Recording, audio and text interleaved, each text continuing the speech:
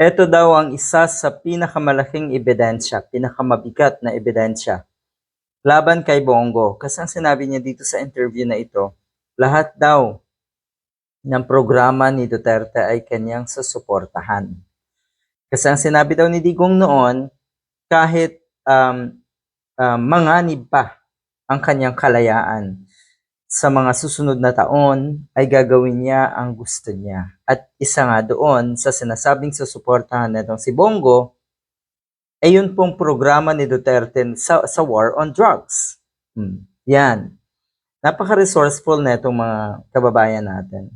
Talagang wala kayong lusot. Walang lusot dahil napakalinaw ang mga resibo at ebidensya laban kay Bongo.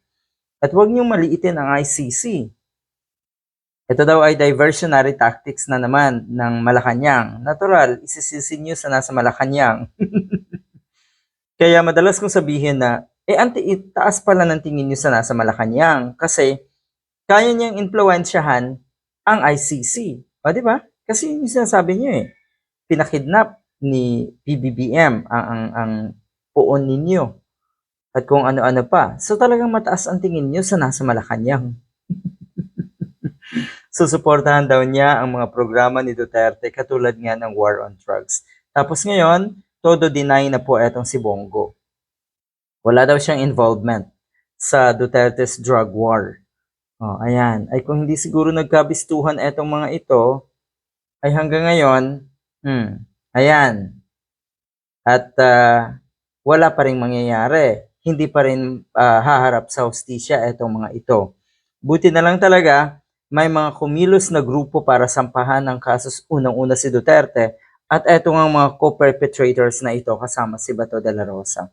Nagtatago na si Bato, maliwanag, napakalinaw, na guilty ang damuhong yon.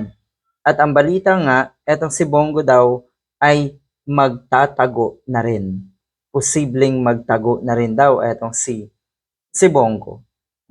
Yan din po ay isang indikasyon, napakalinaw, na meron kang kasalanan. Ang sabi nga ng mga kababayan natin, mukhang hindi umobra. Ito naman ay hindi masama. Okay naman yung programang yon. Pero ano ba kasi ang motibo? Bakit mo inaangkin yung Malasakit Center?